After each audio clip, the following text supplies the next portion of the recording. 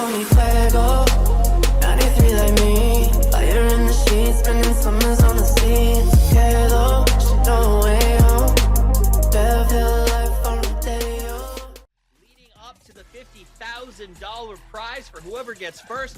The roof is opening, the plane is loaded, and we're headed to our angle, powered by Intel. Let's go live to the game right now with the very vivacious vibratos of Toby and Paper Thin. Yo, thank you very much, Desk. Well done, as always, bringing us over to Erangel for the last 3 games of the day. So buckle up, folks. We're not even halfway through this one just yet. The plane path gonna start its journey over to the east of Yasnaya, Polania, and then work its way gently southwest over Razak. A nice, easy ride on this one, and I'm really curious about this. So for me, Toby, when I look at this first set of games, and TSG has come out on top after Miramar, I'm not super surprised, and it's important for TSG because Miramar's their better map. I'm just going to be brutally honest about it, and they really need to rack up those points there. Can they continue that is a big question for me. I'm trying to think further on the line that you're going with, and I'm starting to go, is it just a Chinese thing? It is. They're very good at Miramar. When you think about it, Tianba, extremely good on Miramar. Infantry, extremely good on Miramar.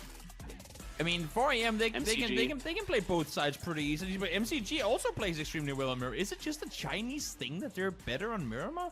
I never thought of it before you kind of hinted TSG right now, but then I started adding, well, it kind of is the same storyline for all of them, isn't it? Not saying that they can't find success on Erangel, but if you do the stats, a lot of them just, at least in global events, just oftentimes fare better on Miramar than they do up on the roof. It's very difficult for any of the 4M players to really do a whole lot in terms of helping him. Ooh, that nade, I thought it was going to do some damage. Not quite the case. If Crazy gets a jump off here, I think he knows there's a player on the balcony just below. Yep, Shinboy was in the position to throw that nade before. If he can jump off on this side, maybe he's going to be able to run back towards his teammates. He might be able to get up on that side, jump off, and make the run along the roof over to the other side.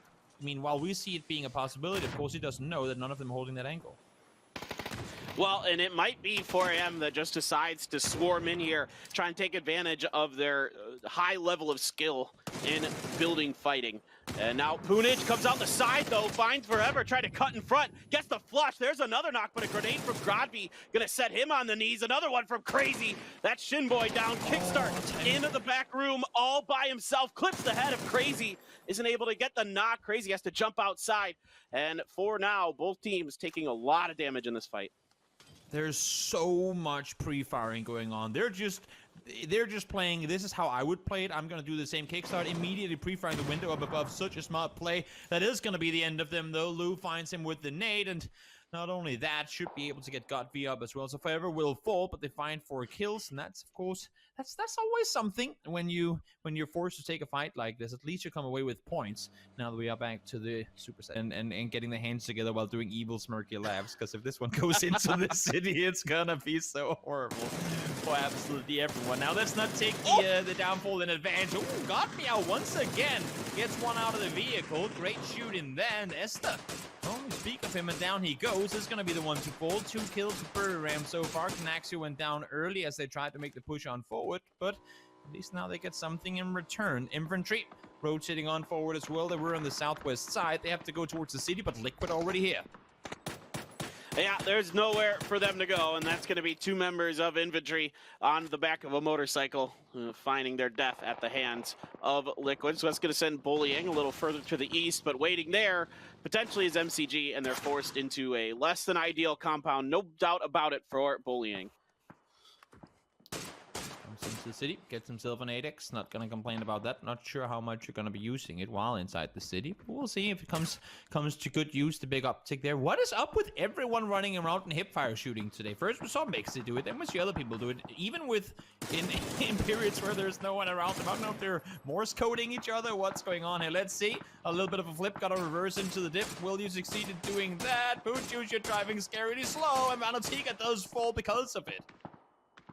Yeah, Tire got shot out there, and And now it's a shooting gallery, but Pgi.S, yeah, he does. You're right. He does fall into this this trench. So actually, unless a grenade can connect, Summer's going to let fly with a few of them here. And that one might bounce in. Yes, it does. It just gets over the lip of the trench, just enough to find Pgi.S. The rest of Day Trade backs off underneath the bridge. And this team, MCG, interesting thing about Summer, I was kind of looking back at him, not just when he was with VC Gaming, but also he played at PNC for Team China, and he was one of the top 5 fraggers at PNC. So this guy, also an in-game leader, but a great player on top of it. I think he's a name that people forgot about, myself included, forgot about for a while. But man, he is really talented. He is a terrifying, terrifying player, especially at a distance. He fulfills the same kind of long skirt, give him a DMR, and he'll find 5 kills before the rest of his teammates have even seen an opponent yet. It's I remember seeing him in the early days, just always doing so much damage before they even started fighting, which, I mean, worked out. While he didn't always get all the kills with it, it would be whenever they then do have to take the fight, they're going up against teams who barely have vests or helmets left, because Summer had been just slaughtering them all the time. And now, from a southeast hard shift to a northwest one. Why go into Pochinki when we can go into an open field? I gotta take a quick point out of Buriram's rotation there. Oh, hold that thought. Let's see, Gen G trying to survive their round. They're extremely beat up, and Onyx very, very weak.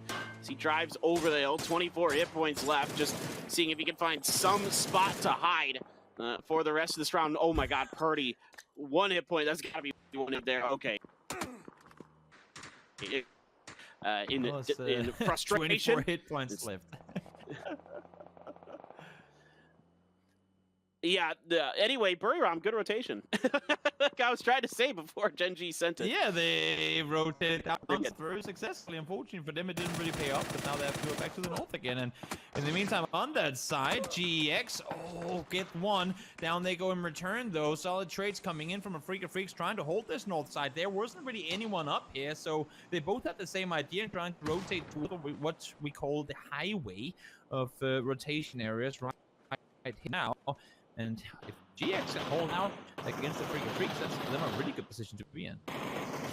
Ooh, now they're getting it done through the side seat. Buriram all over the place, and now they're just going to try to pull into MCG. Summer, it's going to get sprayed down by Noadra, cleaned up on the finish. Lingdu trying to see where the heck Noadra went. He's around the corner, jumps up and over, is going to get the knock. Where is Godmeow? We need some help here, my guy. Lingdu all alone as well, a 1v1 between Godmeow and Lingdu, and that is going to be tank out early. Lingdu seeing if he can get back into the building. Smokes out in front of him. Oh, getting crashed in a ditch, and TSG makes quick work of them. Not gonna happen. They tried to make the workaround, not quite. So a Freak of Freaks will fall as well. Plenty of teams being eliminated as they tried to make their way towards Pochinki. A lot of them opted to stick on the south side. Now, on the other side, we see trouble brewing. Lingdu, that nade could be golden. No, a little too short. Throws one more in the exact same position. That one bounces over the top of the vehicle. Will he get the knock on repeat? No, but he does get the flush on towards Edie. No, after you're in phase 4, you cannot rest in the blue, mate. You will be going down. Should have started running forward. Not gonna happen. Noadra goes down once more. Simply too much time being spent here. And Lingdu and Godmeow, while they're trying to get points, I don't see a lot will come of it. Godmeow does find it. Lingdu falls out of the vehicle. 4 kills secured, but he's all on his own now, barely with a car to drive. Yeah, he's in a really tough situation forward, but there is a little bit of forest. Maybe we'll see if he's able to get it done. Now, Pgi.S, between the two of them, I guess they did something to Afrika. We missed it on screen. Godmeow does get blown up by flash there. The vehicle was on fire, and he will find himself out sort of early in this round. We're going to center up right on top of TSG, so their move to take Oath out really going to pay dividends. James sees Pgi.S. He knows the smokes, of course. They've been trading some damage back and forth. He's waiting. And Leo, he saw it, but I don't think Leo saw him necessarily. Now they're trying to make the run. No, Leo, you don't do that! You do not do that! You saw him right in front of you, and they die in seconds. These are the things there is simply no room for in games like these. You don't run straight in front of the buggy. You don't drive the guy straight over. Stop the vehicle, do something. I know it's much easier said than done in the heat of the moment, but oh, you just hate to see it.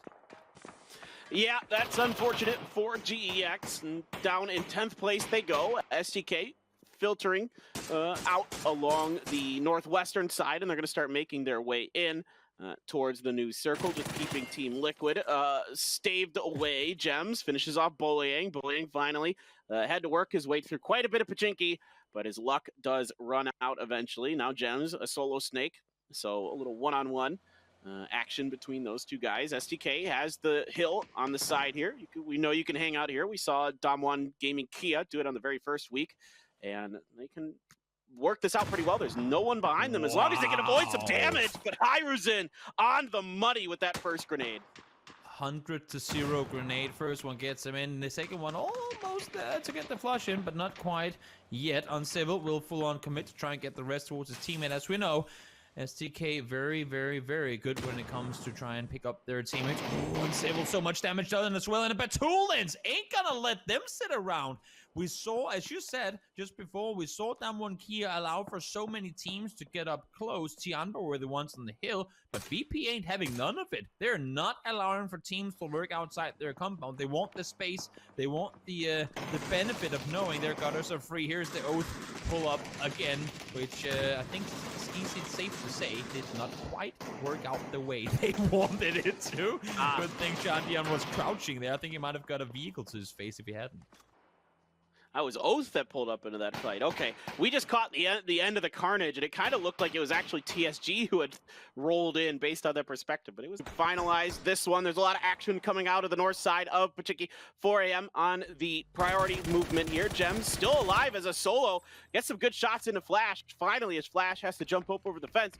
Gonna get the knock onto that. Just Nuren's left for Day Trade. Team Liquid doing a good job working west to east on this one, Toby, and they have a good opportunity to maybe flush out the rest of the Pochinki rats. And the good thing in a bad situation is that while the feed was frozen, we didn't actually miss a single kill before. No one had died prior to what happened, and now let's see Liquid looking over. They want to try and contain the Day Trade team inside the compound. Mexi is pushed all the way up. James now trying to file his way back for safety. He needed to not maybe be this close to the compound, trying to run back, trying to get over to the other side, and maybe play down the hill a little. Yeah, now they've got TSG, who we saw defend successfully against Oath early, 4 a.m. And they are just barely in with Shaolu up ahead on the road, just on that lip there. And Triumphant Song Gaming just going to start setting up smokes to cover from the sides there as they get ready for this push from Team Liquid. Sia tries to open up into the damage. Sia's on point here, and he needs to get something done. James does get taken out by Squeaky, so TSG gets helped out a little bit by Ence. Grenades ringing out, catches Clib, almost gets him knocked. Sia's going to throw one more, but Team Liquid doing a good job staying active, avoiding these grenades. Very, very impressive play. I like how James was kind of just debating all of this. They sent the solo player in the vehicle over the top first. He's going to attract the attention, which in the end of it allows for both remaining Liquid players to get down on the south side. Now, once again, TSG, Ence, and Liquid in endgame situations. 5 teams left alive, and we see the same teams on repeat find themselves late game presence. Oh, Clib finds Volley Bear there. Great shooting, good grenade to finish that. Gonna throw a few more up and over. He is out of utility right now. Ibiza trying to cover from the side, but it's actually Batulins from VP. He's gonna get the knock on to Clib immediately. Ibiza trying to come back. 4 a.m. is going to take this opportunity to try to swipe the side of TSG. That's a couple down there between Crazy and Shaolu, just paying up in the smoke, waiting up on the hill, but it's actually Squeaky and Ence putting the shots into him, trying to end their round once again. 4 a.m. knew they had to make a move. They were on the other side of the street. They knew they couldn't force a fight down towards Ence on the east side, so they know, while knowing the fight is escalating on the west, they're trying to make their way over in this direction. Now Ence trying to make the exact same push that 4 a.m. did. They know there's a fight going on, and they want part of it. They want to claim some territory for themselves, and there's so many teams over here fighting. Somehow, TSG gets eliminated. We still have 2 players alive on Liquid, but look at their HP. They've got none combined. Are they both going to go down to that nade? Yes, they do. Crazy finds the double with a crazy nade in there for sure, and somehow 4 a.m. are still alive after all of that.